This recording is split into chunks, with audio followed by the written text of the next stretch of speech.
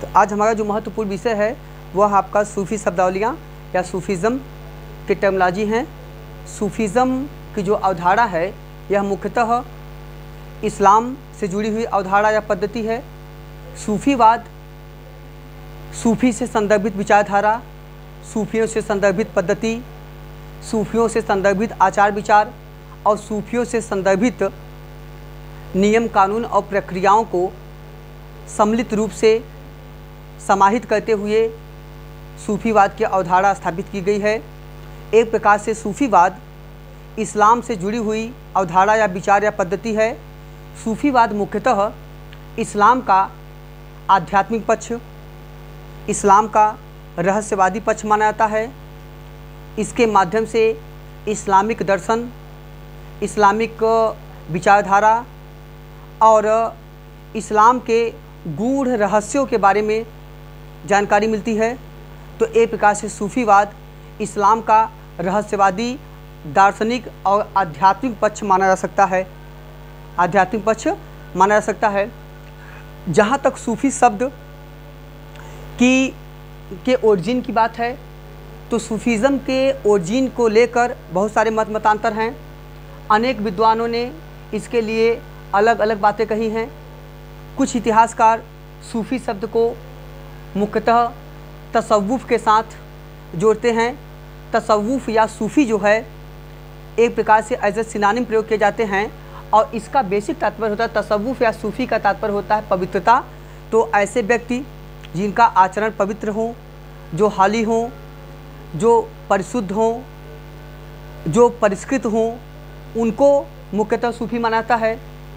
इसी तरह कुछ इतिहासकार सूफ़ी को अरबी भाषा का शब्द मानते हैं और अरबी भाषा का जो शब्द है सफ़ा का भी मूल अर्थ मुख्यतः पवित्रता से ही लिया जाता है। साथ ही साथ पवित्रता या प्योरिटी। साथ ही साथ कुछ लोग यूनानी शब्द सॉफिस्ट की बात करते हैं। तो यूनानी शब्द जो सॉफिस्ट हो है, इससे भी हम सूफीवाद के उद्भव की बात करते हैं। और कुछ लोग सूफीवाद को जो है मुख्यतः सूफ शब्द से जोड़ते हैं। सूफ का तात्पर्य होता है ऊन। ये मुख्यतः यह माना गया कि जो सूफी महत्वपूर्ण पहले संत थे, सूफी के संत प्रायः ऊनी शाल और ऊनी कपड़ों का ही प्रयोग करते थे। इसीलिए इनको सूफ के नाम से संदर्भित किया गया और आगे चल के यही परिमार्जित होते हुए, यही बदलते हुए स्वरूप में आगे चल के सूफ़ी के नाम से ये फेमस हो गया। और सूफ़ी से संबंधित जो विचारधारा हुई वह सूफ़ीवाद के नाम से प्रचलित हो गई। तो कुल मिला के सूफ़ी शब्द जो है वह वास्तव में पवित्रता, पवित्र आचरण, पवित्र पद्धति और एक प्रकार से आध्यात्मिक दृष्टिकोण से संदर्भित विचारधारा है जो इस्लाम का ही रहस्यवादी और आध्यात्मिक पक्ष मानता है। अब आते हैं जो सूफीज़म के संदर्भ में दो महत्वपूर्ण विचारधारा है। सूफ़ी के पद्धति के आधार पर ही दो महत्वपूर्ण विचारधारा का विकास हुआ। एक कहलाए बासरा, दूसरे आपके कहलाए बेसरा। जो बासरा होते हैं ये ऐसे सूफ़ी संत होते हैं जो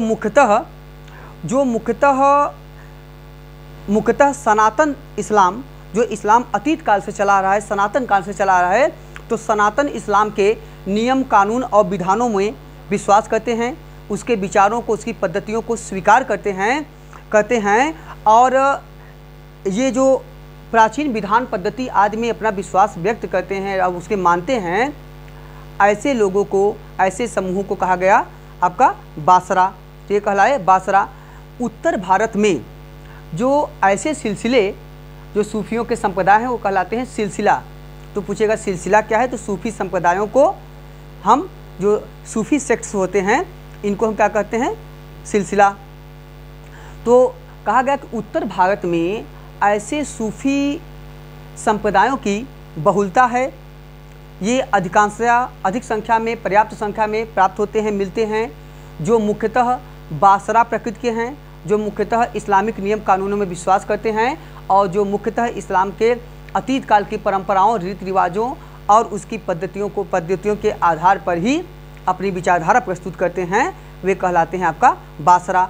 अब आपसे क्वेश्चन पूछेगा जैसे कि निम्नलिखित में सूफी सिलसिलों में कौन से ऐसे सिलसिले हैं जो बासरा कहलाते हैं, बासरा के अंतर्गत आते हैं, कौन बेसरा के अंतर्गत आते हैं।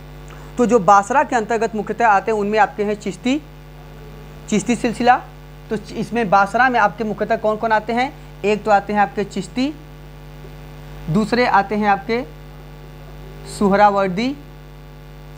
तो एक हो गया चिश्ती, दूसरा हो गया आपका सुहरावर्दी। इसी के साथ अन्य हो गए जैसे कादरी सिलसिला, नक्शबंदी सिलसिला। तो एक हो गया आपका कादरी और नक्शबंदी। सूफियों में जो सर्वाधिक कट्टर सिलसिला या संप्रदाय माना जाता है वह आपका है नक्शबंदी सिलसिला। नक्शबंदी सिलसिला के ही प्रमुख समर्थक या फॉलोअर थे आपके औरंगजेब नक्शबंदी सिलसिला से संबंधित थे। तो अभी तो एक क्वेश्चन पूछेगा कि कौन कौन चिश्ती संप्रदाय से संबंधित थे या मानते थे, कौन कौन शासक सोहरावर्दी संप्रदाय से पक्षधर थे, कौन सत्तारी शाखा को मानते थे, कौन मुख्यतः नक्शबंदी संप्रदाय के फॉलोअर थे। तो एक क्वेश्चन आपको ऐसे ही बनता है। तो जब हम सूफीज़म आपको पढ़ाएंगे डिटेल में तो वहाँ पे हम इसकी चर्चा पूरा करेंगे। तो इनके सिद्धांत की चर्चा करेंगे, इनके विकास की चर्चा करेंगे, ये कहाँ से आया इनकी चर्चा करेंगे। प्रायः माना जाता है कि जो इराक का एक जगह है, इराक का शहर है बसरा, इराक के बसरा से ही लगभग माना जाता है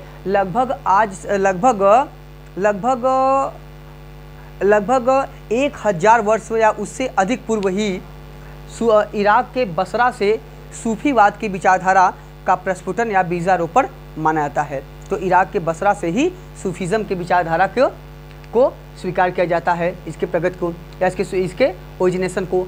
दूसरे हैं बेसरा जो बासरा से अलग होते हैं, इतर होते हैं, उनके कंट्रेरी होते हैं। ये मुख्यतः ऐसे संप्रदाय या ऐसे सिलसिले होते हैं, ऐसे लोगों के समूह होते हैं जो इस्लाम के परंपरागत ढांचे में या आचार विचार में उतना ज़्यादा ध्यान नहीं देते हैं, ये उतना ज़्यादा उसको महत्व नहीं देते हैं और इस्लामिक धर्म के संदर्भ में यह स्वतंत्र प्रकृति के होते थे। मतलब यह इस्लामिक नियम कानूनों, उसके रीति रिवाजों, उसके परंपराओं से बंधे या जकड़े हुए नहीं थे, बल्कि ये एक प्रकार से स्वतंत्र प्रकृति के होते थे। और दूसरी बात ये लोग जादू, टोना, टोटका आदि के माध्यम से भी लोगों को आकर्षित करते थे। जादू, टोना, टोटका आदि के माध्यम से भी ये लोग लोगों को आकर्षित करते थे। और यहाँ तक कि ये लोग मुख्यतः नशे का भी सेवन करते थे। तो इनमें अधिकतर जो सूफी संत आते थे ये घुमक्कड़ प्रकृति के होते थे। ये एक प्रकार से सूफी दरवेश की तरह होते थे। हाँ, तो ये जो घुमक्कड़ और सूफी दरवेश की प्रकृति में एक स्थान से दूसरे स्थान पे बेसिकली रोमिंग करते थे, ऐसे ही सूफियों को जिसे कहा जाता है, जिसे आप दरवेश के रूप में देखते हैं, जिसे घुमक्कड़ कहते हैं, जिसे कलंदर कहते हैं, तो ये सब घुमक्कड़ सूफियों के ही प्रकार हैं। जैसे कि आप देखेंगे बाबर को भी कलंदर कहा गया है, तो वो भी घुमक्कड़ परिवेश के कारण। और औरंगजेब को शाही दरवेश और जिंदा पीर कहा गया है, तो वह भी इसी विचारधारा से संबंधित कहा जा सकता है।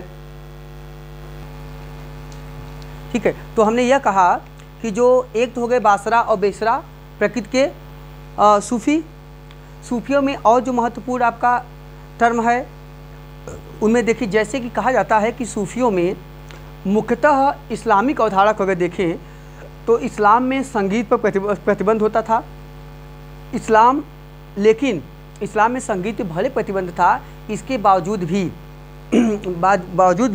कई सूफी सिलसिले जो थे वे संगीत को महत्व देते थे।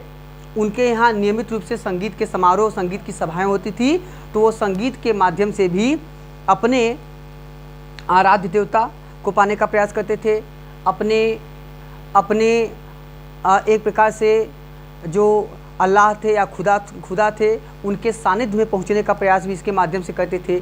तो ऐसे ही संगीत की और नृत्य के जो समारोह होते थे, जो संगीत और नृत्य का आयोजन होता था, उसे हम सूफीज़म में कहते हैं समा। पूछिएगा समा क्या है, तो समा का मतलब होता है ये सूफियों में नृत्य और संगीत के जो समारोह होते हैं, जो उनका आयोजन होता है, ऐसे आयोजनों को कहते हैं समा। तो आपसे डायरेक्ट क्वेश्चन होगा कि समा क्या होता है, ठीक है। इसी तरह याद रखिएगा, जो रक्स होता है, रक्स का मतलब होता है नृत्य। तो सूफियों में प्रचलित नृत्य जो होती है उसे कहते हैं हम रक्स, रक्स। जबकि आप देखे होंगे कि इस्लाम कट्टर जो इस्लामिक अवधारणा है, इसमें हम मुख्यतः संगीत नृत्य आदि पे प्रतिबंध लगाया गया है। इसी के कारण मोहम्मद मासूम के सलाह पर, उनके सुझाव पर ही, मोहम्मद मासूम के सुझाव पे, उनके सलाह पर ही औरंगजेब ने संगीत पर प्रतिबंध लगाया था। औरंगजेब ने संगीत पर प्रतिबंध लगाया था और मोहम्मद मासूम के कहने पर ही औरंगजेब ने जजिया भी फिर से शुरू किया था।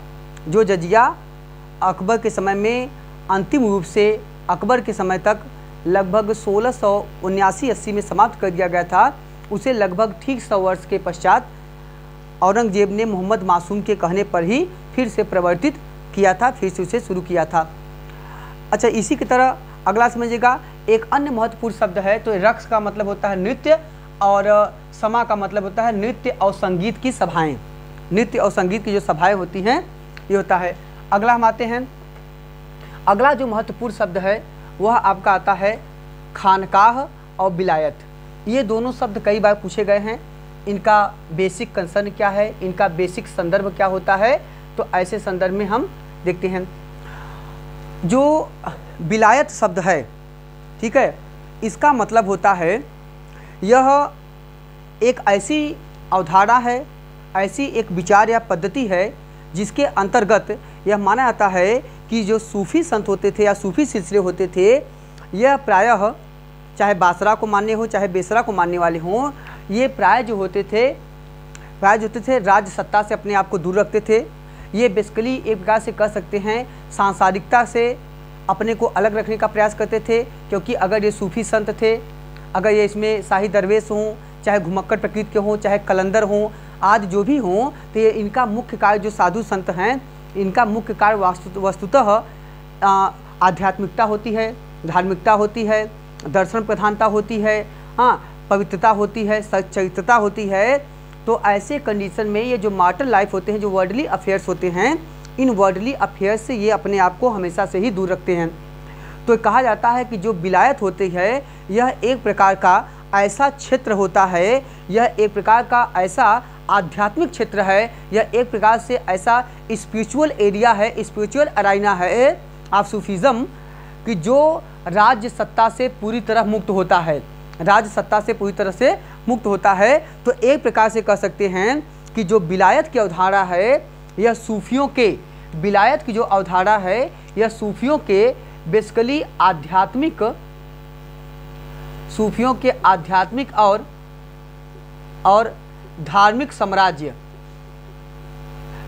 सूफियों के आध्यात्मिक और धार्मिक साम्राज्य से जुड़ी हुई एक विचारधारा होती है। तो ये मान लिया गया कि सूफियों का एक अपना साम्राज्य है, सूफियों का एक अपना अलग क्षेत्र है। यह क्षेत्र जो होता है, यह पूरी तरह से सांसारिक सत्ता, जो राजा होते हैं, शासक होते हैं, प्रशासक होते हैं, सुल्तान होते हैं, बादशाह होते हैं, इनसे अलग होता है और इनसे पूरी तरह से मुक्त होता है। तो एक प्रकार से सांसारिकता से मुक्त या राजसत्ता से मुक्त एक आध्यात्मिक क्षेत्र होता है, जिसे कहते हैं हम विलायत।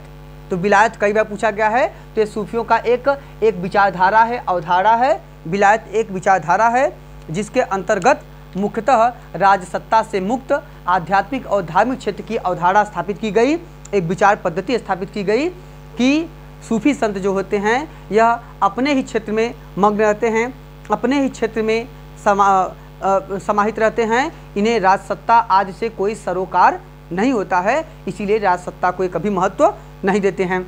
आगे समझिएगा,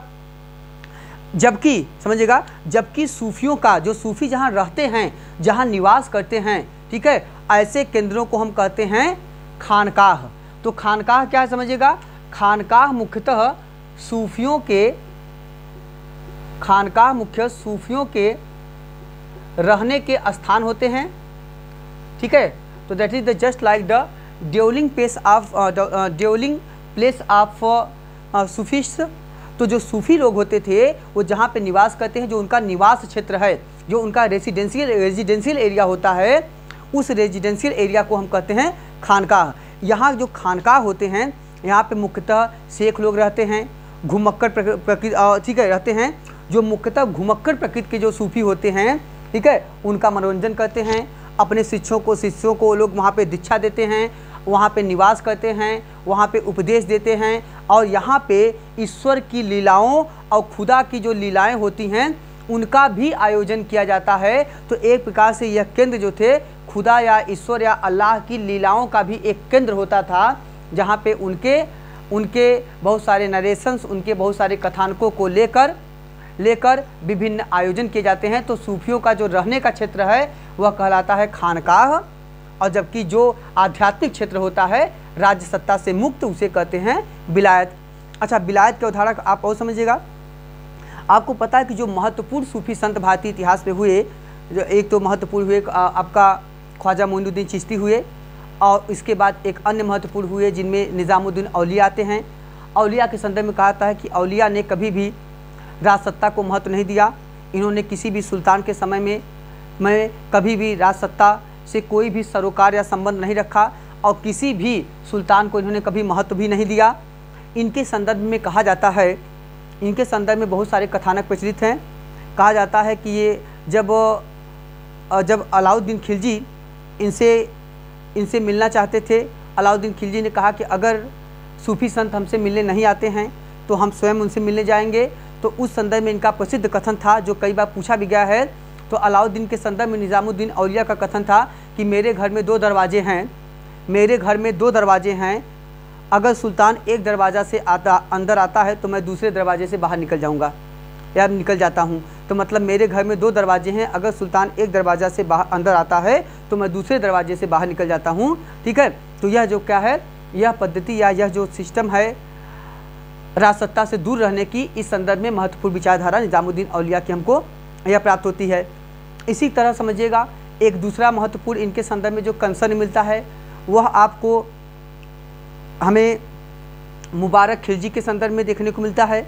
कहा जाता है कि जब ये शासक हुए मुबारक खिलजी, तो उस समय यह नियम होता था कि प्रत्येक साल के शुरुआत में जो प्रमुख व्यक्तित्व होते थे, प्रमुख व्यक्ति, चाहे वह अमीर हो, उमरा हो, या शासक प्रशासक वर्ग से जुड़ा हुआ व्यक्ति हो, प्रशासनिक अधिकारी हो, चाहे वह आपका न्यायिक व्यवस्था से जुड़ा हुआ व्यक्ति हो, धार्मिक आस्था का महत्वपूर्ण केंद्रों से जुड़े हुए लोग हों, सभी लोग राजा या सुल्तान से मिलने जाते थे, उनको उपहार प्रस्तुत करते थे, उनसे एक प्रकार से मिलकर जो शिष्टाचार होता था उसको व्यक्त करते थे। तो लेकिन निज़ामुद्दीन औलिया कभी नहीं गए। तो कहा जाता है कि ऐसे कंडीशन में मुबारक खिलजी ने यह कहा कि अगर इस बार औलिया नहीं आए तो उनको शक्ति के बल के द्वारा सेना भेजकर उनको यहाँ पे बुलाया जाएगा, ठीक है। तो उनको इस बार शिष्टाचार व्यक्त करने के लिए स्वयं आना ही पड़ेगा, ठीक है, स्वयं आना ही पड़ेगा। तो उन्होंने जो डेट दिया कि अगर वे इस डेट तक नहीं आते हैं, ठीक है, तो राज्य की सेना जाएगी और उनको लेके आएगी। कहा जाता है कि जिस दिन सुबह में उनको सेना जाके लाने वाली थी, उसी रात में, ठीक है, उसी रात में जब भोर का समय था, तो आपने पढ़ा होगा कि मुबारक खिलजी के पश्चात जो उनके बाद एक राजा होते हैं, सुल्तान होते हैं, उनका नाम है नासिरुद्दीन खुसरो शाह। नासिरुद्दीन खुसरो शाह पूरे दिल्ली सल्तनत के इतिहास में एकमात्र हिंदू मुसलमान हैं। पूरे दिल्ली सल्तनत के इतिहास में एकमात्र हिंदू मुसलमान हैं जिन्होंने, एकमात्र हिंदू क्या कह सकते हैं, एकमात्र भारतीय मुसलमान हैं जिन्होंने सत्ता पे अधिकार किया है, ठीक है। तो सुल्तान बनने वाला पूरे दिल्ली सल्तनत के काल में एकमात्र भारतीय जो मुसलमान हैं वे हैं नासिरुद्दीन खुसरो शाह। तो नासिरुद्दीन खुसरो शाह की सेना ने क्या किया, इन्होंने विद्रोह कर दिया और इन्होंने भोर में ही अपनी सेना भेज दिया और भोर में ही मुबारक खिलजी की हत्या कर दी गई। तो सुबह निज़ामुद्दीन औलिया को, ठीक है, निज़ामुद्दीन औलिया को राज्य में या दरबार में नहीं बुलाया जा सका, ठीक है। तो यहाँ पे 2 महत्वपूर्ण उदाहरण हुए। तीसरा महत्वपूर्ण उदाहरण देखिए, कहा जाता है कि जब मुबारक खिलजी की हत्या के बाद नासिरुद्दीन खुसरो शाह शासक बने, तो उनका शासन बहुत कम समय का अल्पकालिक रहा। लेकिन उस अल्पकाल के समय में माना जाता है कि नासिरुद्दीन खुसरो शाह ने एक बड़ी मात्रा में जो मुद्रा है, जो धन है, वह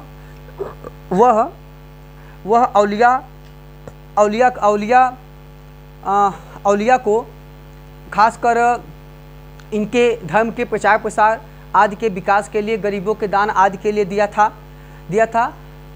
तो यह माना जाता है कि इसके बाद जब नासिरुद्दीन खुसरो शाह की हत्या करके गयासुद्दीन तुगलक गद्दी पे बैठे, तो गद्दी पे बैठने के बाद उन्होंने वह धन मांगा जो धन राज्य के द्वारा या नासिरुद्दीन खुसरो शाह के द्वारा सूफी संत को या सूफी उनके संगठन को दिया गया था।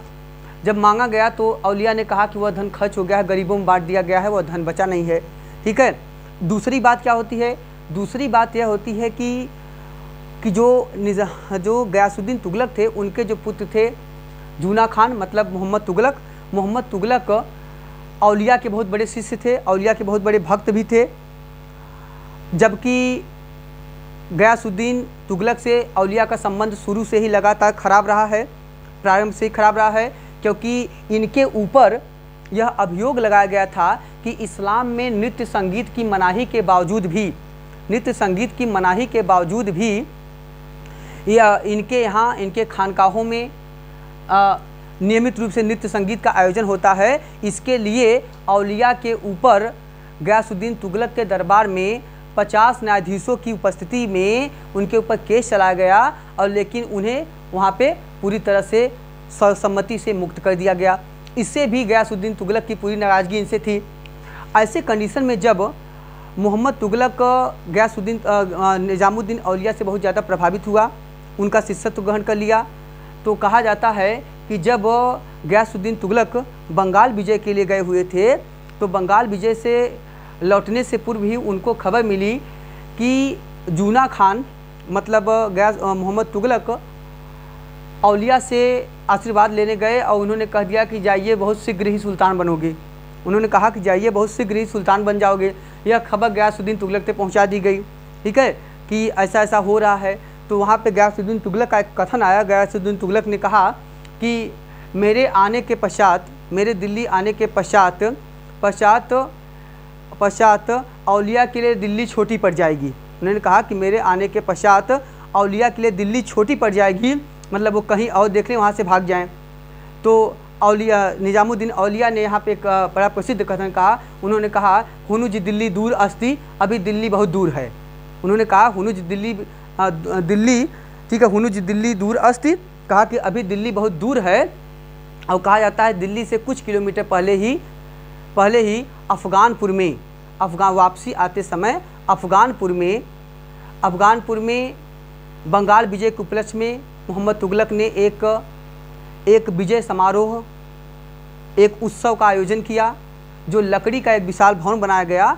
और कहा जाता है जब हाथी का खेल हो रहा था, हाथी अपने करतब दिखा रहा था, उसी समय एक पिलर पे धक्का लगता है और उसका पूरा का पूरा जो घर होता है वह चरमरा के गिर जाता है, और उसी में गयासुद्दीन तुगलक की दबकर मृत्यु हो जाती है। तो वह भी ठीक है, तो वे भी औलिया के विरुद्ध में कुछ कार्य नहीं कर पाए। तो कुल मिला के एक आध्यात्मिक सत्ता के रूप में, एक धार्मिक सत्ता के रूप में, एक रहस्यवादी सत्ता के रूप में जो खानकाह की अवधारणा और विलायत की अवधारणा को यहाँ पे देखा जा सकता है। औलिया का सबसे ज़्यादा जो सानिध्य था वह मुख्यतः अमीर खुसरो के साथ था। अमीर खुसरो औलिया के महत्वपूर्ण सबसे प्रमुख शिष्यों में से एक हैं। और यहाँ तक कहा जाता है कि औलिया ने एक बार कहा कि अगर इस्लाम में एक ही कब्र में 2 लोगों को दफनाने की मनाही न होती तो मैं अमीर खुसरो को अपने साथ ही दफनवाता। जबकि औलिया की मृत्यु के पश्चात अमीर खुसरो का प्रसिद्ध कथन था। उन्होंने कहा कि गोरी सोवत सेज पर सिर पे डाले केस और चल खुसरो घर आपनो रैन भई चौदेश। तो उनका वहाँ पे प्रसिद्ध कथन मिलता है। तो ओवरऑल अभी हम जो सूफीज़म शुरू करेंगे तो और बहुत सारे आपके कथानकों की इसकी चर्चा करेंगे। तो याद रखिएगा कि औलिया ने दिल्ली सल्तनत में कुल मिला के 7 सुल्तानों का समय देखा है, 7 सुल्तानों का समय देखा है, और अमीर खुसरो ने भी 7 ही सुल्तानों का समय देखा है, याद रखिएगा। जबकि बर्नी ने 6 सुल्तानों का समय देखा है, बर्नी ने 6 सुल्तानों का समय देखा है। तो अन्य और जो महत्वपूर्ण तथ्य होंगे इनकी चर्चा हम लोग आगे करेंगे जब सूफीज़म की शुरुआत करेंगे। अब आते हैं अगला जो महत्वपूर्ण तथ्य है वह आपका है वस्ल। वस्ल की जो अवधारणा है, वस्ल क्या होता है? वस्ल सूफी सिद्धांत में एक ऐसी विचारधारा या पद्धति है जिसमें कहा जाता है कि जब प्रत्येक जो सूफी होता है, प्रत्येक सूफी का जो उद्देश्य होता है वो अपने आराध्य देवता, अपने ईश्वर को प्राप्त करना होता है, ईश्वर से सीधा संपर्क स्थापित करना होता है। तो जो किसी भी साधक के द्वारा, किसी भी सालिक के द्वारा, मतलब शिष्य के द्वारा, या किसी भी सूफी के द्वारा जो ईश्वर से, खुदा से या अल्लाह से संपर्क स्थापित करने की प्रक्रिया होती है, उसके सानिध्य में पहुंचने की जो प्रक्रिया होती है उसे हम कहते हैं वस्ल। तो वस्ल एक ऐसी प्रक्रिया या पद्धति है जिसके माध्यम से सूफी संत, सालिक मतलब शिष्य, ये अपने आराध्य देवता या अल्लाह से संपर्क स्थापित करते हैं, उनके सानिध्य में पहुंचने का प्रयास करते हैं, उनके सानिध्य को प्राप्त करने का प्रयास करते हैं। इन्हें हम कहते हैं वस्ल। वस्ल के लिए ये कहा गया कि वस्ल के लिए श्रद्धापूर्ण और श्रद्धामय भक्ति, शरणागति और प्रपत्ति आवश्यक है। भक्ति, शरणागति या प्रपत्ति आवश्यक है। तो किसी भी व्यक्ति को ईश्वर का सानिध्य तभी मिल सकता है जब वह ईश्वरी चित्त में पूरी तरह से अपने आप को निमग्न कर दे, अपने आप को पूरी तरह से सबमर्ज्ड कर दे, अपने आप को पूरी तरह से ईश्वर में समाहित कर दे, तभी वह ईश्वर को प्राप्त कर सकता है। तो एक प्रकार से ईश्वर कैसे प्राप्त होगा? यह भक्ति के माध्यम से ही प्राप्त कर सकता है। जो वस्ल है, वस्ल की 10 अवस्थाएं हैं। वस्ल की 10 अवस्थाएं हैं जिनमें एक पहली अवस्था होती है तौबा। तौबा का मतलब होता है प्रायश्चित करना। इस्लामिक अवधारणा में या सूफीज़म की अवधारणा में तौबा जो होता है वह आपका होता है प्रायश्चित करना। दूसरा होता है वो बरा का मतलब होता है संसार से बचना, संसार से बचने का प्रयास करना। अगला होता है जुहद का मतलब होता है दया प्रदर्शित करना, दया दिखाना। अगला होता है फ़क्र का मतलब होता है निर्धन जीवन व्यतीत करना। अगला होता है सब्र का मतलब होता है संतोष करना। अगला होता है आपका शुक्र, तो शुक्र का मतलब होता है कृतज्ञता ज्ञापित करना। अगला होता है खौफ का मतलब होता है भय खाना। अगला होता है आपका रजा का मतलब होता है आशा। और फिर होता है तवक्कुल, और अंतिम होता है रिजा का मतलब होता है ईश्वर के प्रति पूर्ण समर्पण, ईश्वर के प्रति पूर्ण शरणागति, ईश्वर के सानिध्य में पूरी तरह से अपने आप को समाहित कर देना, अपने आप को ईश्वरी चित्त में पूरी तरह से निमग्न कर देना ही कहलाता है रिजा। यही रिजा की जो अवधारणा है फना के रूप में हमें आगे प्राप्त होती है। ठीक है, तो ये आपके महत्वपूर्ण वस्ल की अवधारणा होती है। अब आते हैं थोड़ा सा इसमें और समझिएगा, जो ईश्वर के प्रति जो समर्पण की भावना है, ईश्वर के प्रति जो प्रपत्ति की भावना है, तो प्रपत्ति या शरणागति का मतलब होता है ईश्वर में अपने आप को पूरी तरह से निमग्न कर देना, समाहित कर देना।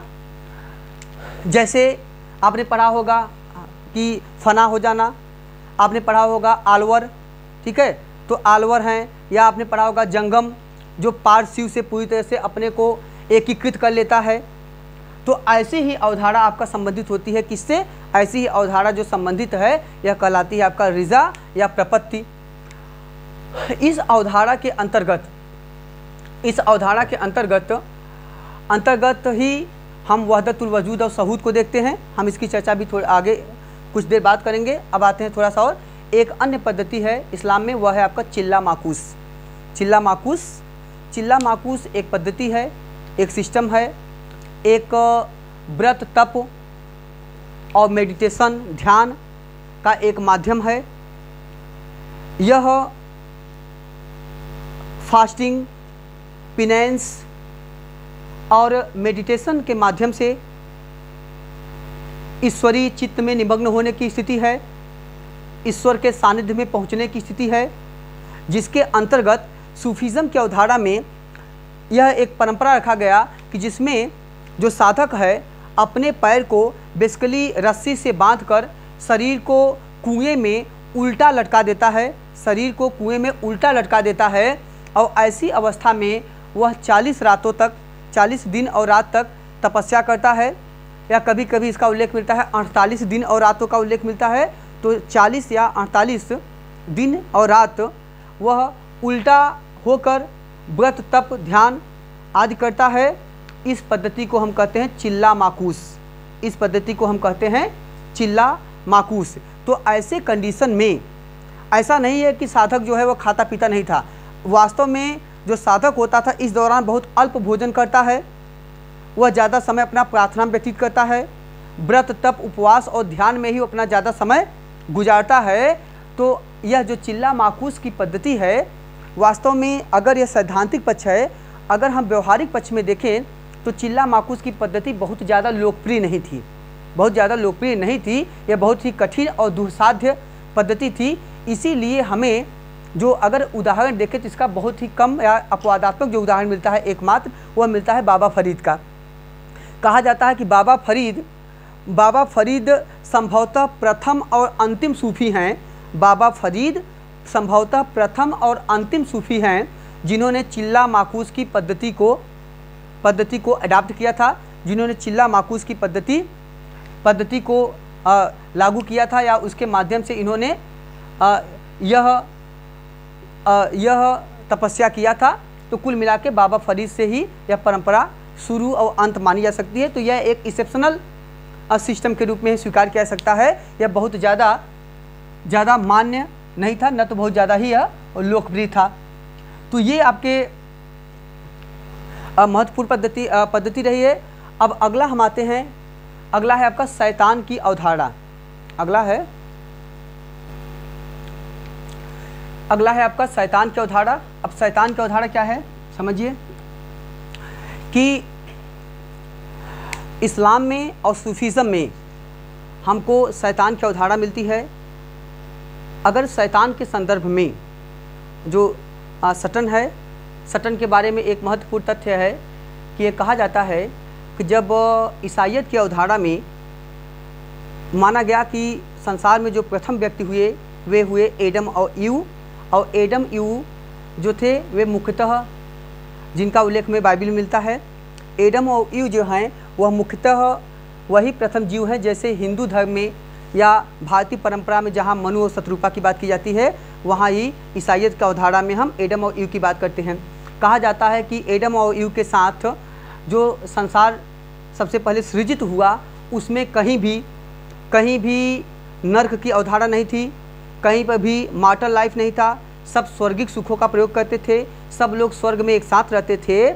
लेकिन एडम और ईव की गलती के कारण नर्क की अवधारणा या संसार की अवधारणा शुरू हुई, क्योंकि एडम और ईव से यह कहा गया कि आप लोग सभी प्रकार के स्वर्गिक जो डिवाइन प्लेजर्स हैं इनका प्रयोग कीजिए, लेकिन आपके सामने जो यह वृक्ष लगा है इसके फल को कभी न खाइए, जिसे कहते हैं नॉलेज ऑफ ट्री। कहा जाता है कि आप इसके वृक्ष को कभी इस वृक्ष के फल को कभी न खाइए। लेकिन एक कहावत है कि मनुष्य को जिस काम के लिए मना किया जाता है वह वही काम अधिक अच्छे से तरीके से करना चाहता है, या उसी काम को करने के लिए ज़्यादा लालायित होता है। तो अंग्रेजी में कहावत है कि forbidden fruits always taste sweeter. अंग्रेजी में कहावत है कि forbidden fruits always taste sweeter, मतलब होता है कि मना की गई चीज़ें हमेशा करने में अच्छी लगती हैं। तो उन लोगों ने क्या किया, एडम और ईव ने उस फल को खा लिया और कहा था कि वहीं से उनको ज़मीन पे ढकेल दिया गया, ज़मीन पे फेंक दिया गया, और यहीं से नर्क की अवधारणा शुरू हुई, और यहीं से संसार में स्वर्ग और नर्क दोनों आ गए। जबकि इसी समय कहा गया सटन की अवधारणा भी आई, और सटन मतलब शैतान से पूछा गया कि जब स्वर्ग नर्क बन गया तो सटन से पूछा गया कि आप स्वर्ग में रहना चाहते हैं कि नर्क में।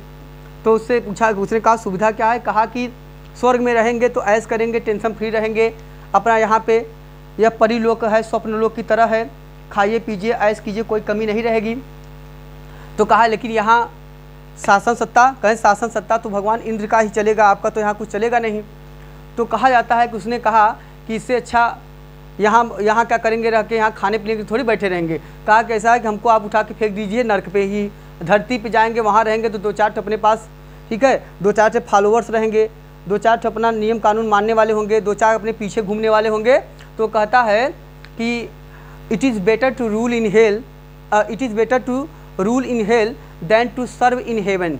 कहता है कि स्वर्ग में चाकरी करने से अच्छा है, स्वर्ग में चाकरी करने से अच्छा है नर्क में जाके कम से कम शासन तो करूँगा। It is better to rule in hell than to serve in heaven. कहता है कि यहाँ से अच्छा है कि वहीं जाएंगे, वहाँ रहेंगे तो 2-4 आपको पीछे लेके चलेंगे, 4-4 बॉडी गार्ड चलेंगे अपने पीछे, तो अपना नाम रहेगा। यहाँ तो चुनाव होगा नहीं, न तो कुछ वोटिंग होगा, यहाँ से कोई हमें फ़ायदा नहीं मिल पाएगा। तो ऐसी कंडीशन में कहा कि वहाँ से हमको फेंक दीजिए, वहीं से इसकी शुरुआत हो गई। तो अब समझिएगा, तो सटन क्या होता है, अब आगे समझिएगा। कहा जाता है कि इस्लामिक अवधारणा में सटन या शैतान वही है जो भारतीय परंपरा में माया है। माया को जहाँ भारतीय परंपरा में अविद्या के रूप में, मिथ्या के रूप में, सांसारिक सत्ता के रूप में, एक प्रकार से पानी के बुलबुले के रूप में, एक प्रकार से अध्यास और आभास के रूप में व्यक्त किया गया है, उसी तरह इस्लामिक अवधारणा में शैतान जो है, शैतान की अवधारणा व्यक्ति गई। और इस्लाम में यह कहा गया कि जो शैतान होता है, खासकर कुरान में कहा गया कि जो शैतान है वह व्यक्ति को खुदा के राह में, वह व्यक्ति को खुदा के राह या रास्ते से भटकाने का कार्य करता है। को खुदा के रास्ते से व्यक्ति को भटकाने का कार्य कौन करता है? वह करता है शैतान। जबकि सूफीवाद का जब विकास हुआ तो सूफीज़म ने क्या किया, सूफीज़म में शैतान को क्या कहा गया?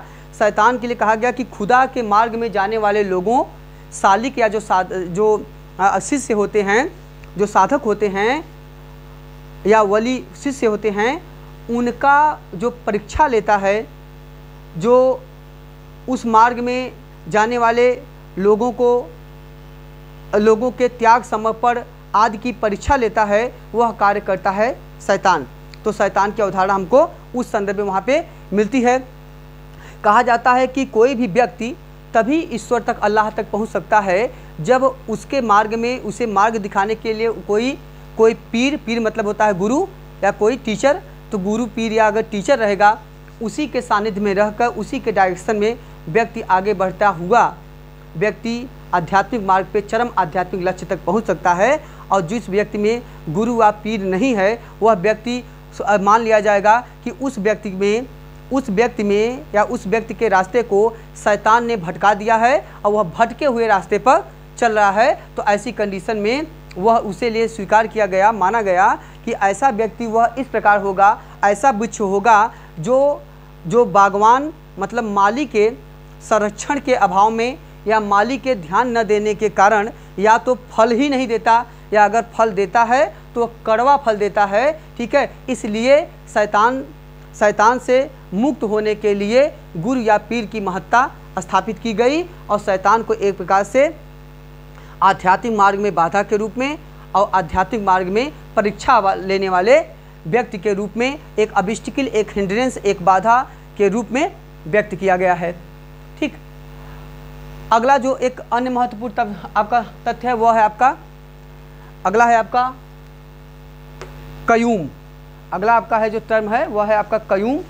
अब आइए, कयूम क्या होता है? सूफीज़म की अवधारणा में कयूम एक महत्वपूर्ण शब्द है। कयूम का मतलब होता है ऐसा व्यक्ति जिसका कभी नाश न हो, ऐसा व्यक्ति या ऐसी वस्तु जो कभी छीड़ न हो, ऐसी वस्तु जो कभी समाप्त न हो, तो जो एवरलास्टिंग हो, शाश्वत हो, कांस्टेंट हो, स्थिर हो, उस अवस्था को, उस स्थिति को या उस व्यक्ति को कहते हैं कयूम। तो इस्लामिक अवधारणा में या कह सकते हैं सूफीज़म की अवधारणा में मुख्यतः 4 कयूम माने गए हैं। 4 कयूम माने गए हैं जिनका कभी नाश नहीं होता है, जिनका कभी विनाश नहीं होता है, जिनका कभी छीड़ नहीं होता है। ये 4 कयूम हैं। तो 4 कयूम एक प्रकार से ऐसे व्यक्ति हैं जो संपूर्ण हैं, जो पूरी तरह से पूर्ण हैं, जिनमें परफेक्शन मिलता है, जो शाश्वत हैं, स्थिर हैं। तो ये 4 प्रमुख हैं। ये कौन कौन हैं? तो इनमें पहले आते हैं आपके शेख अहमद सरहिंदी। तो सूफीज़म में 4 लोगों को कयूम माना गया है। पूछेगा निम्नलिखित में कौन कयूम नहीं है, या निम्नलिखित में किसे कयूम कहा गया है? तो पहले नंबर पे आपके आते हैं शेख अहमद सरहिंदी। ठीक है, ये पहले कयूम हैं। दूसरे नंबर पे जो कयूम है वे आपके आते हैं, वे हैं हुज्जतुल्ला। ठीक है, दूसरे नंबर कयूम हैं आपके हुज्जतुल्ला। तीसरे नंबर के कयूम हैं मोहम्मद मासूम। और चौथे नंबर पे कयूम आते हैं जुवैद।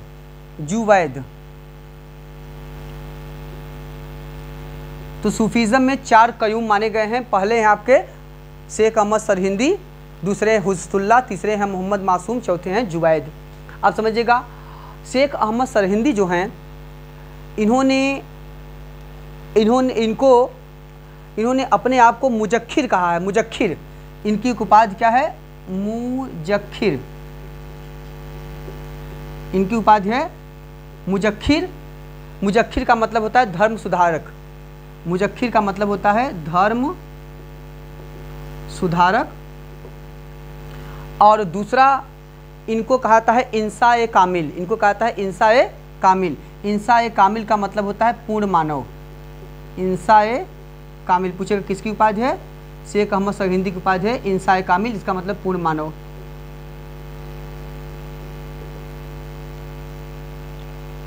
ठीक है, इनका उपाधि है आपका इंसाए कामिल। शेख अहमद सरहिंदी ने वहदत उल शुहूद का सिद्धांत दिया है। वहदत उल शुहूद का सिद्धांत दिया है। यह सिद्धांत शेख अहमद सरहिंदी को भी माना जाता है और अलाउद्दीन सिमनानी का भी माना जाता है। तो ये सिद्धांत कौन सा है? वहदत उल शुहूद का सिद्धांत। अभी हम इस पर आगे चलेंगे। दूसरे आते हैं आपके महत्वपूर्ण जो हैं, वे हैं हुज्जतुल्ला के संदर्भ में कहा जाता है कि जो हुज्जतुल्ला हैं, इनका जन्म हुआ था 1624 में। इनका जन्म हुआ था 1624 में। और इस साल को इनके जन्म को का हुआ है 1624 में। और इस साल को कहते हैं, इसका नाम है साल ए उतलक। याद पूछेगा साल ए उतलक क्या है, या साल ए उतलक किसके जन्म समारोह कहते हैं? साल ए उतलक। साल ए उतलक क्या है, अब इसी समझिएगा। साल ए उतलक का मतलब होता है कि सूफीज़म की अवधारणा में ऐसा वर्ष जो महत्वपूर्ण हो, जैसे जिस वर्ष में किसी महान व्यक्ति का जन्म और महान व्यक्ति का मृत्यु दोनों साथ हुआ हो, उसे कहते हैं साल ए उतलक। तो कहा जाता है कि इसी वर्ष शेख जब हुज्जतुल्ला का जन्म हुआ था, उसी वर्ष शेख अहमद सरहिंदी की मृत्यु हुई थी। तो जिस वर्ष हुज्जतुल्ला का जन्म हुआ, उसी वर्ष शेख अहमद सरहिंदी की मृत्यु हुई थी। इसीलिए इस घटना को या इनके जन्म के वर्ष को साल ए उतलक कहा जाता है। इनके जन्म को साल ए उतलक कहा जाता है। अब जो मोहम्मद मासूम हैं, इनके संदर्भ में मैंने पहले भी चर्चा किया था। मोहम्मद मासूम मुख्यतः औरंगजेब के बहुत ज़्यादा क्लोज थे। ये नक्शबंदी सिलसिले के थे। इन्होंने उत्तराधिकार युद्ध में औरंगजेब का साथ भी दिया था। और इन्हीं के परामर्श पर औरंगजेब ने संगीत पर प्रतिबंध भी लगाया था। और औरंगजेब ने इन्हीं के परामर्श पे दोबारा हिंदुओं पर जजिया भी लगाया था। हिंदुओं पे जजिया और संगीत पर प्रतिबंध जो है, यह दोनों कार्य किसने किया था? औरंगजेब ने। और किसके कहने पे? मोहम्मद मासूम के कहने पर उन्होंने यह कार्य मुख्यतः किया था। अगला आ जाइए। अगले हैं आपके जो अंतिम इसमें इस क्रम में आ रहे हैं, महत्वपूर्ण हैं, वे हैं जुवैद, जिन्होंने औरंगजेब के पश्चात जो उत्तराधिकार युद्ध हुआ था, उसमें मुअज्जम का साथ दिया था। उसमें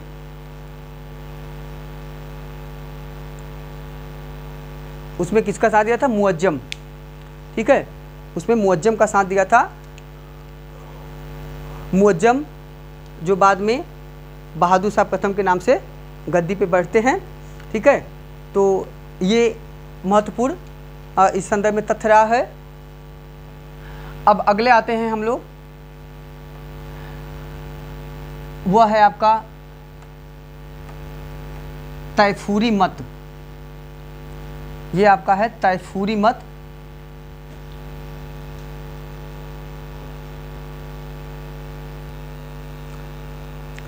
इस्लामिक अवधारणा के अंतर्गत जो तैफूरी मत है, तैफूरी मत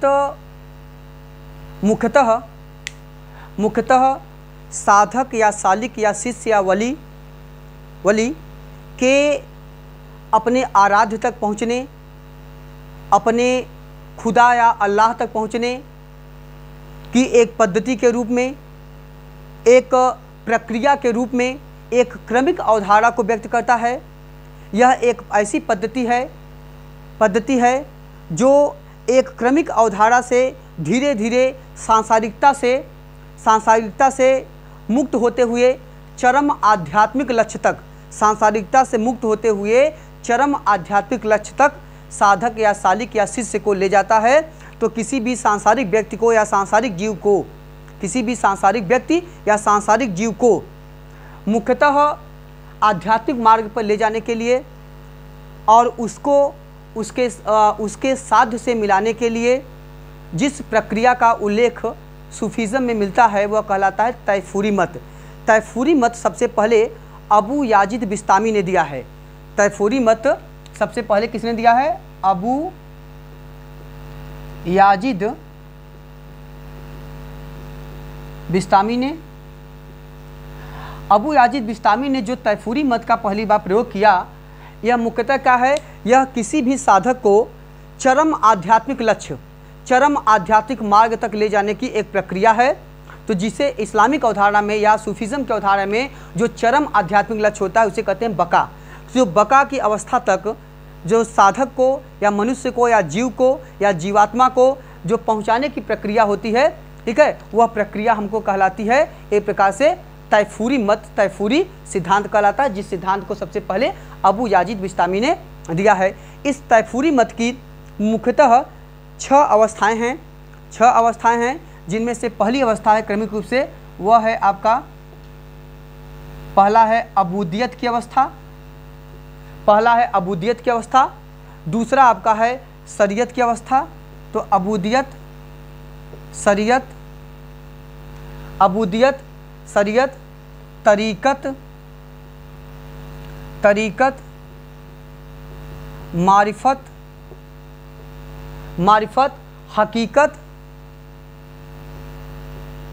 हकीकत और फना। ये जो 6 अवस्थाएं हैं, इन क्रमिक अवस्थाओं से व्यक्ति गुजरता हुआ ही चरम आध्यात्मिक लक्ष्य या अपने साध्य तक पहुंच सकता है। ऐसी अवस्था में कहा गया जो अबूदियत की अवस्था है, यह क्या होती है? यह सांसारिक अवस्था होती है, यह मनुष्यत्व की अवस्था होती है। यह ऐसी अवस्था होती है जब कोई जीव या व्यक्ति या जीवात्मा या कोई सांसारिक प्राणी जब मुख्यतः सामाजिक और सांसारिक बंधनों से जकड़ा हुआ होता है, सांसारिक और सामाजिक परिवेश में बंधा हुआ होता है, परंपराओं, रीति रिवाजों, रूढ़िवादिता में जकड़ा हुआ होता है, सांसारिकता में व्यक्ति पूरी तरह से बंधा हुआ होता है। तो यह एक बंधनग्रस्त अवस्था होती है। जब इस मार्ग से व्यक्ति इस मार्ग से, सांसारिक मार्ग से ऊब कर व्यक्ति आध्यात्मिक मार्ग की ओर अग्रसर होने का प्रयास करता है, तो ऐसी कंडीशन में सबसे पहले अबूदियत की अवस्था आती है, जिस अवस्था में व्यक्ति से अपेक्षा किया जाता है कि व्यक्ति को अगर आध्यात्मिक मार्ग पे आगे बढ़ना है तो व्यक्ति को सबसे पहले अपने आचरण को शुद्ध करना चाहिए। तो अपने आचरण की शुद्धि और अपने चरित्र की परिशुद्धि का जो पद्धति है वह कहलाती है आपकी अबूदियत की अवस्था। आप देखे होंगे, अगर जैनिज़्म में आप पढ़ते होंगे, ठीक है, या बुद्धिज़्म में आप पढ़ते होंगे तो देखे होंगे बुद्धिज़्म एक अवस्था है श्रावक की अवस्था। तो इसका मतलब होता है कि जब कोई व्यक्ति सांसारिक समस्याओं से, सांसारिकता से ऊब कर ज्ञान प्राप्ति की दिशा में, आध्यात्मिक मार्ग की दिशा में अग्रसर होता है, चलता है, तो उसे कहते हैं श्रावक अवस्था। या श्रावक, और इस अवस्था को कहते हैं श्रावक की अवस्था। तो श्रावक की अवस्था जो होती है वह वास्तव में इसी पद्धति को व्यक्त करता है, जिसे हम इस्लामिक अवधारणा में अबूदियत की अवस्था में देखते हैं। दूसरी अवस्था जो होती है वो शरीयत की अवस्था होती है। शरीयत इस्लामिक अवधारणा के अंतर्गत मुख्यतः आप जानते हैं कि शरीयत इस्लामिक नियम कानूनों को कहते हैं, इस्लामिक आचार संहिता उसके मैनिफेस्टो को कहते हैं, जिसके आचरण या नियम कानून का पालन करना समस्त मनुष्य के लिए अपरिहार्य है, आवश्यक माना गया है। शरीयत में मुख्यतः कुरान और हदीस दोनों को समाहित किया गया है। शरीयत को मुख्यतः कुरान और हदीस दोनों को समाहित किया गया है। जब मोहम्मद साहब ध्यानमग्न अवस्था में होते थे और ऐसी अवस्था में जो अल्लाह के दूत जिब्राइल के माध्यम से उन्हें जो संदेश मिलता था, जब उसे लिपिबद्ध कर दिया गया तो कहलाया कुरान। और जब मोहम्मद साहब आम जनता के सामने सरोकार होते थे, आम जनता से वार्तालाप करते थे, उपदेश देते थे, तो जो सिद्धांत और नियम कानून वो बताते थे उन्हें बाद में संकलित कर किया गया, उनको कंपोज कर दिया गया, उनको कहा गया हदीस। और कुरान और हदीस दोनों की बातों को समाहित करके एक नया आचार संहिता, एक नया मैनिफेस्टो जारी किया गया, जिसे कहा गया शरीयत, तो शरीयत। ठीक है, तो शरीयत के अनुरूप व्यक्ति को अपना जीवन व्यतीत करना चाहिए, अपने जीवन को शरीयत के अनुरूप नियोजित करना चाहिए अगर उसे चरम आध्यात्मिक मार्ग तक पहुंचना है। यदि बहुत सारे शासकों ने शरीयत की अवहेलना किया, क्योंकि शरीयत एक प्रकार के इस्लामिक कट्टरता को भी व्यक्त करता है, शरीयत एक प्रकार की रूढ़िवादिता और परंपरावादी पद्धति को भी व्यक्त करता है। शरीयत का ही वर्तमान स्वरूप जो है वह मुस्लिम लॉ के रूप में दिखा सकता है। ओके, ठीक है, अब आगे चलिए। इसके बाद आता है तरीक़त की अवस्था। तरीक़त की जो अवस्था होती है यह ऐसी अवस्था होती है जिसमें क्या करता है कि जो साधक या सालिक होता है उसे गुरु या पीर, समझिएगा, उसे गुरु या पीर की आवश्यकता होती है, जो उसे ईश्वर की ईश्वरी मार्ग पर, चरम आध्यात्मिक मार्ग पर ले जाने का तरीका बताता है, पद्धति बताता है, सिस्टम बताता है, रास्ता दिखाता है, तो उसे कहते हैं तरीक़त। तो तरीक़त की अवस्था में वस्तुतः गुरु या पीर की महत्ता प्रतिपादित की गई है कि बिना गुरु या पीर के, बिना टीचर के आप आध्यात्मिक मार्ग पे या किसी भी अपने साध्य को नहीं प्राप्त कर सकते हैं। तो ऐसी कंडीशन में गुरु या पीर के महत्व को स्थापित करते हुए कहा गया है कि वही आपको मार्ग दिखाएगा, वही आपको रास्ता दिखाएगा वहाँ तक पहुँचने के लिए। तो यह कबीरदास का गुरु गोविंद दोऊ खड़े वाला पद्धति है।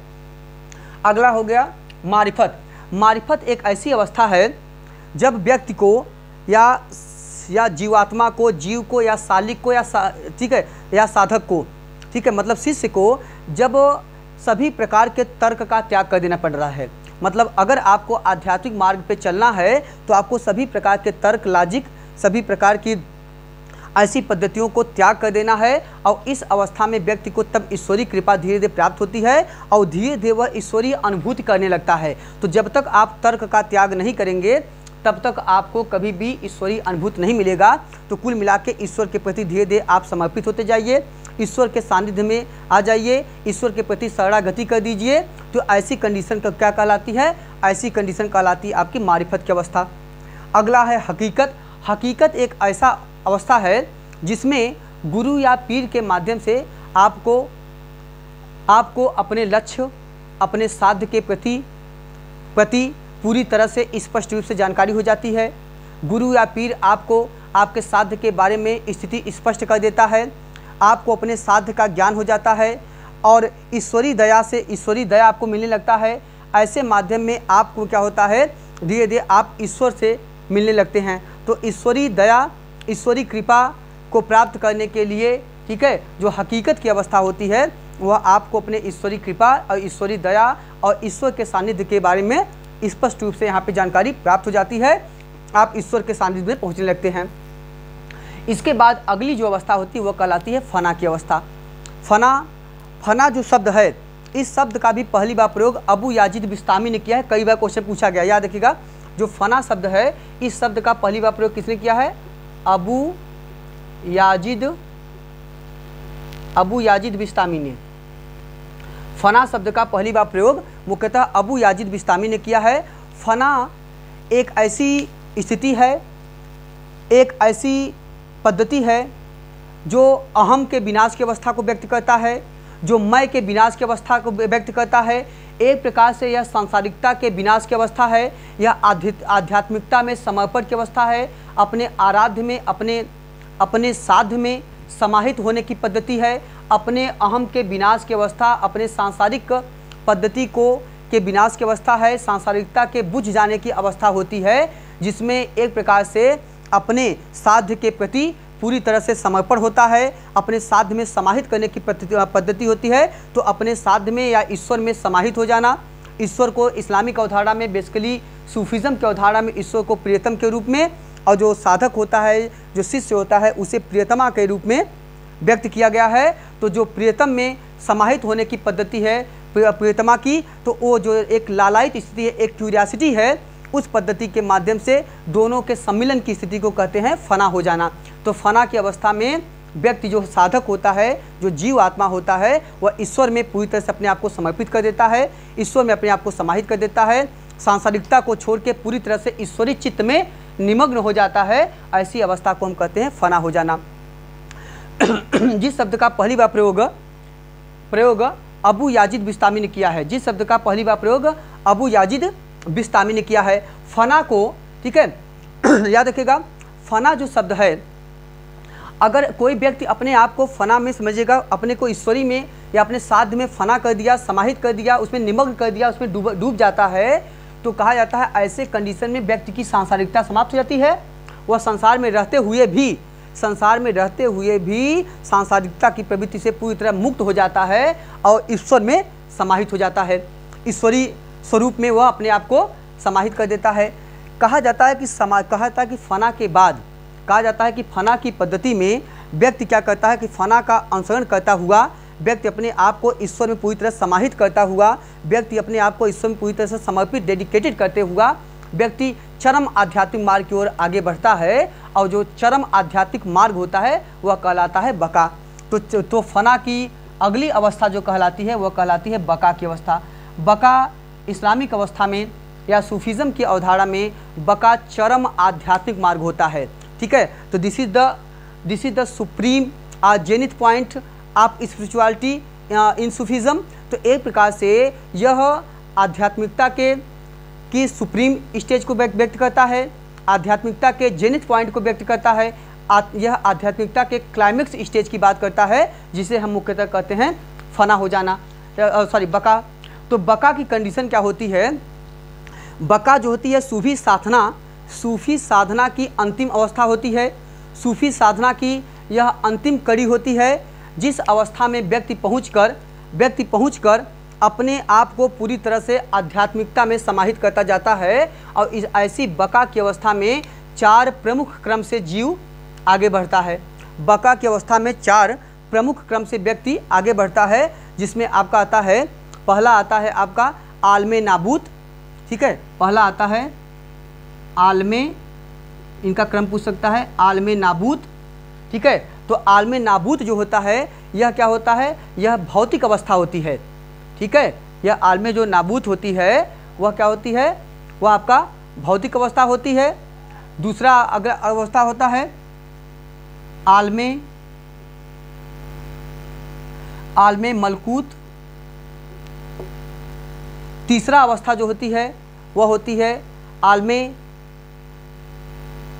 हादूत।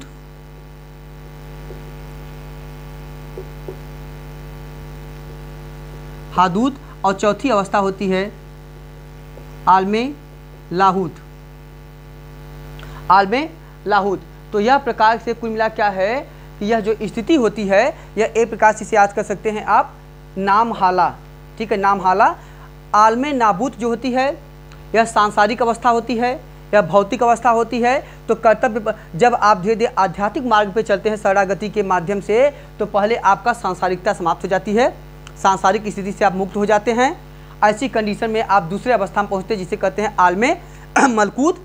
तो आप धीरे धीरे रूह जगत से भी पूरी तरह से मुक्त हो जाते हैं, मृत्यु के पश्चात आपका रूह भी समाप्त हो जाता है।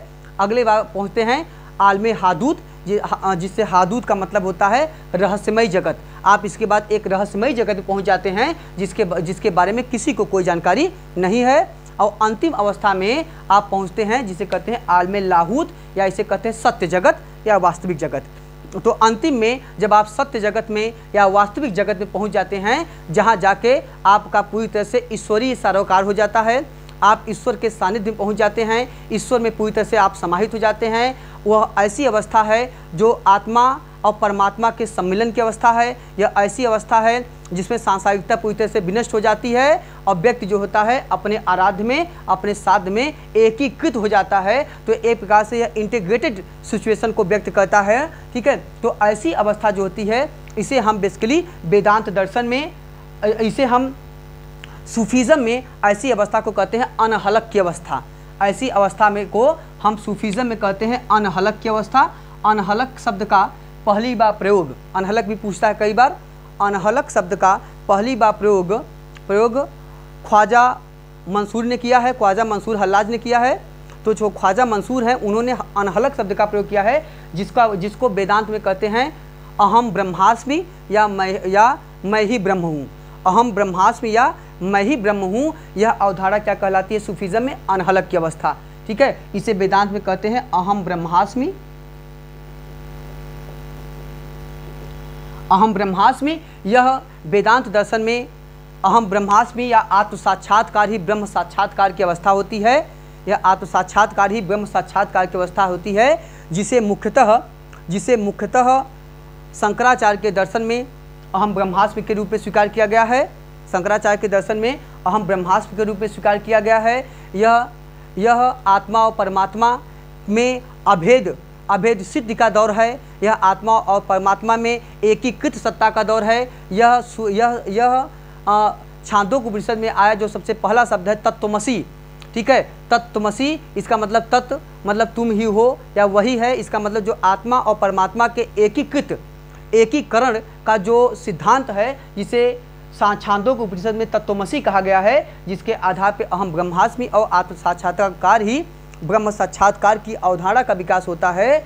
यही वह स्थिति है जिसे हम सूफीज़म में अनहलक की अवस्था कहते हैं। और यही स्थिति जो होती है आगे चल के वहदतुल वजूद में दिखाई देती है। तो अभी हम इसमें आगे आ रहे हैं। तो शंकराचार्य ने जो माना, तो समझिएगा कि फना की जो अवस्था है, यह फना की अवस्था अपने मैं के विनाश की अवस्था है, अपने अहम के विनाश की अवस्था है, सांसारिकता के विनाश की अवस्था है, और ईश्वर में अपने आप के समर्पण और ईश्वर के प्रति शरणागति की अवस्था होती है।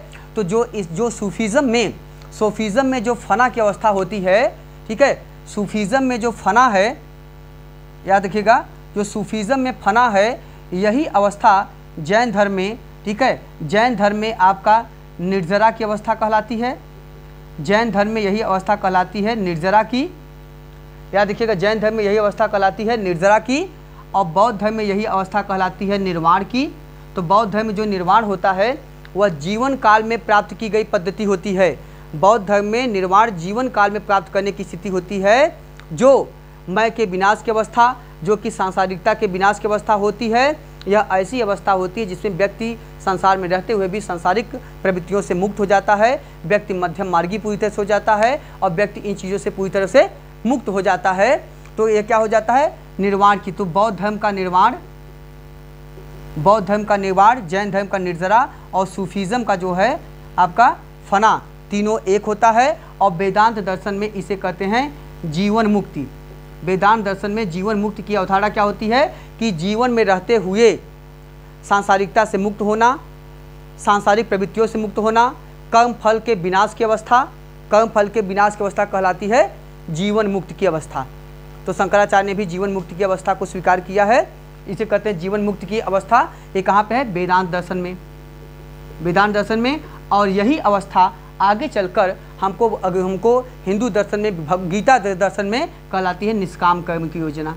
निष्काम कर्म, ठीक है, यह क्या है? निष्काम कर्म भगवत गीता में। तो जो गीता में निष्काम कर्म की अवस्था है, ठीक है, जिसे गीता में स्थित प्रज्ञ कहा गया है, कि वह मनुष्य, वह जीव जो संसार में रहते हुए भी सांसारिकता से मुक्त रहे, ऐसा व्यक्ति जो प्रत्येक परिस्थिति में, प्रत्येक परिवेश में संभावी रहे, ऐसा व्यक्ति जो हर स्थिति में निरपेक्ष रहे, वह व्यक्ति कहलाता है आपका, वह व्यक्ति कहता है स्थित प्रज्ञ। और स्थित प्रज्ञ वही व्यक्ति होता है जो निष्काम कर्म योग का पालन करता है। तो निष्काम कर्म योग यही कहलाता है। और याद रखिएगा, जो वीर शैव संप्रदाय है, ये लोग निष्काम कर्मयोग को मुख्यतः वीर मार्ग मानते हैं। निष्काम कर्मयोग को क्या मानते हैं? वीर मार्ग। ठीक है, तो वीर मार्ग यहाँ पे हमको इसके बारे में जानकारी मिलती है। अब आगे समझिएगा, जबकि फना की अगली अवस्था जो कहलाती है वह है बका। समझिएगा, फना की अगली अवस्था कहलाती है बका। बका एक चरम आध्यात्मिक मार्ग होता है जो मुख्यतः मृत्यु के पश्चात प्राप्त होता है। बका एक चरम आध्यात्मिक मार्ग है जो कहलाती है, ठीक है, मृत्यु के बाद। तो मृत्यु के बाद इस्लाम में इस्लामिक अवधारणा में बका की प्राप्ति होती है। तो आपका हो गया बका, ठीक है, ये हो गया आपका बका की अवधारणा। अब जो बका है यह कब मिलती है? मृत्यु के बाद की अवस्था है। कहाँ पे? सूफीज़म में। तो सूफी का आपका हो गया बका। जैन धर्म में आपका हो गया निर्वाण। जैन धर्म में निर्वाण मृत्यु के बाद मोक्ष प्राप्त होती है, तो इसे कहते हैं निर्वाण, मतलब इमेंसिपेशन। यह हो गया आपका जैन धर्म का। बौद्ध धर्म में निर्वाण जीवन काल में मिलता है, लेकिन मृत्यु के बाद क्या मिलता है? परिनिर्वाण। शरीर के त्याग के बाद क्या होता है? परिनिर्वाण। तो परिनिर्वाण हो गया आपका बौद्ध धर्म में। महात्मा बुद्ध के लिए एकमात्र महापरिनिर्वाण शब्द का प्रयोग किया गया है, जो मुख्यतः इसलिए किया गया है कि महात्मा बुद्ध की महानता को सिद्ध करने के लिए इसे और उनके महान त्याग और समर्पण को सिद्ध करने के लिए केवल उनके परिनिर्वाण के लिए महापरिनिर्वाण शब्द का प्रयोग किया गया है। उनके गृह त्याग की घटना को इसीलिए भिनिष्क्रमण के स्थान पे महाभिनिष्क्रमण कहा गया है। तो याद रखिएगा, उनकी महानता को सिद्ध करने के लिए। और इसी, ठीक है, इसीलिए उनके जीवन काल से संबंधित 8 प्रमुख स्थानों को अष्ट महास्थान भी कहा गया है।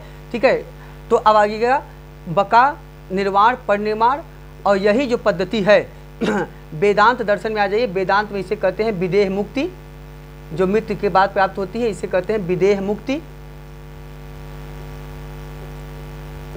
इसे कह रहे हैं विदेह मुक्ति। ये कहाँ मिला? वेदांत में, वेदांत दर्शन में, जिसे शंकराचार्य भी मानते हैं और रामानुजी दोनों स्वीकार करते हैं वेदांत में किसको? विदेह मुक्ति को। और उसके बाद यही भगवत गीता हिंदू दर्शन में, गीता के दर्शन में कहलाता है आपका मोक्ष या मुक्ति, इमेंसिपेशन। ठीक है, लिबरेशन, मोक्ष या मुक्ति। ठीक है, तो ये सब क्या है? ये सब अवस्थाएं जो हैं आपका मृत्यु के बाद प्राप्त की जाने वाली अवस्थाएं होती हैं, जिनको हम मुख्यतः क्या कहते हैं? जिनको हम मुख्यतः इन नामों से संबोधित करते हैं। तो कुल मिला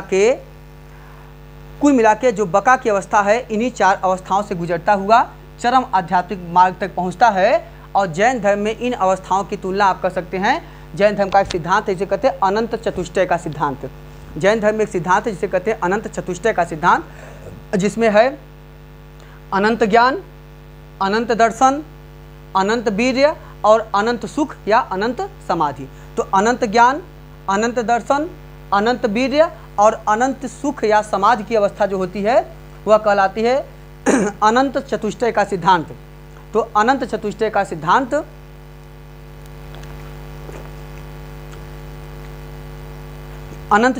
सिद्धांत मुख्यतः आपका जैन धर्म का है। यह जो 4 अवस्थाओं से गुजरने की पद्धति है, यह अवस्था जो इस्लाम में, सूफीज़म में हमको इस तरह मिलती है, वही आपको हम इसकी तुलना जैन धर्म के अनंत चतुष्टय के सिद्धांत से भी कर सकते हैं। ठीक है, तो आपने अनहलक की अवस्था देखा, मैं ही ब्रह्म हूँ, आज को देखा। ठीक है, ये देख लिया। अब अगला चलते हैं हम अन्य जो है वहदतुल वजूद का सिद्धांत और वहदतुल सुहूद का सिद्धांत।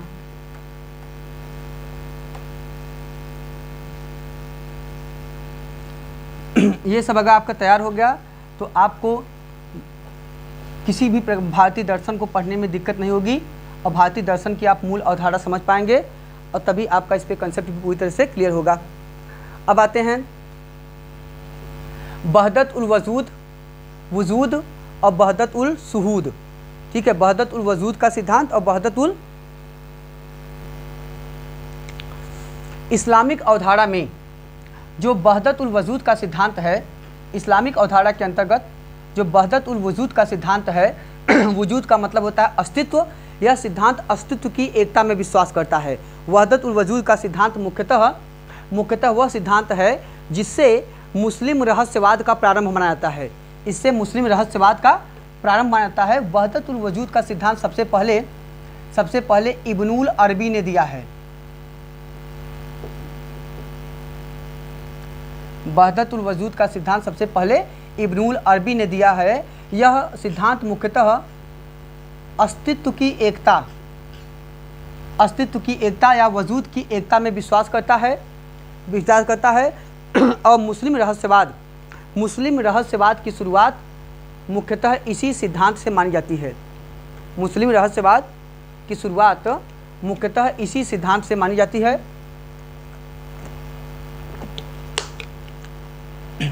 वजूद की एकता का सिद्धांत इस बात में बल देता है कि समस्त संसार, समस्त सृष्टि का कर्ता धर्ता नियंता अल्लाह या ईश्वर होता है या खुदा होता है। अल्लाह ईश्वर या खुदा होता है और समस्त व्यक्ति में समस्त सांसारिक जीवों में उसी की अभिव्यक्ति होती है। समस्त सांसारिक जीव जो होता है उसी की प्रतिछाया होती है। समस्त सांसारिक जीव जो होता है उसी का एक प्रतिनिधि या रिप्रेजेंटेटिव होता है। तो कुल मिला के यह अस्तित्व की एकता वस्तुतः हिंदू धर्म का उस सिद्धांत में विश्वास करता है जो आत्मा और परमात्मा के एकीकरण की बात करता है, जो आत्मा और परमात्मा के सम्मिलन की बात करता है, जो जीव और ईश्वर के सानिध्य की बात करता है, जो जीव और ईश्वर के एकीकरण इंटीग्रेटेड सिचुएशन और उसके एक प्रकार से एकीकृत अवस्था की बात करता है, जिसे हम तत्वमसी के रूप में देखते हैं, जिसे आत्म साक्षात्कार के रूप में देखते हैं, जिसे हम मुख्यतः इस्लामिक अवधारणा में अनहलक के रूप में देखते हैं और वेदांत दर्शन में जिसे हम अहम ब्रह्मास्म के रूप में देखते हैं। तो यह कुल मिला के उसी अवस्था को व्यक्त करता है। यह मानता है कि संसार के सभी जो जीव हैं, संसार के सभी जीव मुख्यतः ईश्वर के द्वारा, अल्लाह के द्वारा ही नियोजित किए गए हैं और सभी में ईश्वर की ही प्रतिछाया मिलती है। इसीलिए ईश्वर जो है सब में सर्वव्यापी है, सब में समाहित है। प्रत्येक जीव ईश्वर का ही अंश है, ईश्वर से ही निकला हुआ है और ईश्वर में ही जाके समाहित होगा, एकीकृत होगा। इसीलिए कोई अलग नहीं है। तो एक प्रकार से यह ऐसी स्थिति है जो शंकराचार्य के अहम ब्रह्मास्मि और आत्म साक्षात्कार ही ब्रह्म साक्षात्कार की प्रवृत्ति है और जो इस्लामिक अवधारणा में अनहलक की अवस्था को व्यक्त करता है। ठीक है, वजूद की एकता की बात करता है। इसके सिद्धांत या इसके विचार हमको कहाँ मिलते हैं? इसके सिद्धांत ऐसे ही विचार या सिद्धांत जो हमको मिलते हैं वह एक ग्रंथ है फुतुहात ए मक्किया। एक ग्रंथ है फुतुहात ए मक्किया। इसमें हमको ऐसे ही विचार देखने को मिलते हैं। तो जो अस्तित्व की एकता की बात है यह शंकराचार्य स्वीकार करते हैं। शंकराचार्य आत्मा, ब्रह्म, जीव मतलब जीव व्यक्ति को और ईश्वर को एक मानते हैं, ब्रह्म को, और इसीलिए कहते हैं ब्रह्म सत्यम जगत मिथ्या जीवो ब्रह्म ना परह। वो ब्रह्म और जीव को दोनों को एक ही सत्ता मानते हैं, जिसका प्रारंभ हम कहाँ से मानते हैं? जिसका प्रारंभ हम छांदोग्य उपनिषद के तत्वमसी शब्द और सर्व खलविद ब्रह्म, सब कुछ ब्रह्म है, सब कुछ में ब्रह्म ही समाहित है, सर्व खलविद ब्रह्म शब्द का उल्लेख कहाँ मिला है? आपको मिला है छांदोग्य उपनिषद में। तो इस पद्धति में कौन विश्वास करता है? शंकराचार्य। अगला आइए, अगला दूसरा मत है, यह कहलाता है वहदत उल शुहूद का सिद्धांत।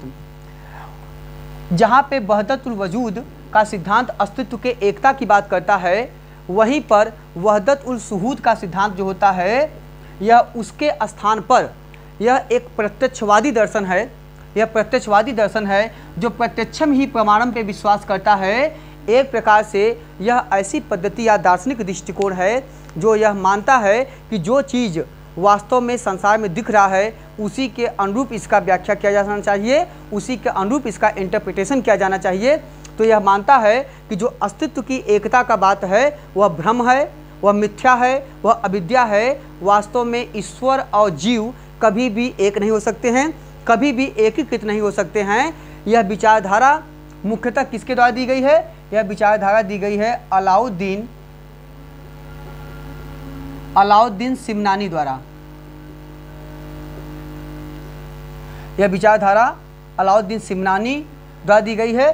कहीं कहीं कुछ इतिहासकार मानते हैं कि यह विचारधारा मुख्यतः शेख अहमद सरहिंदी का है।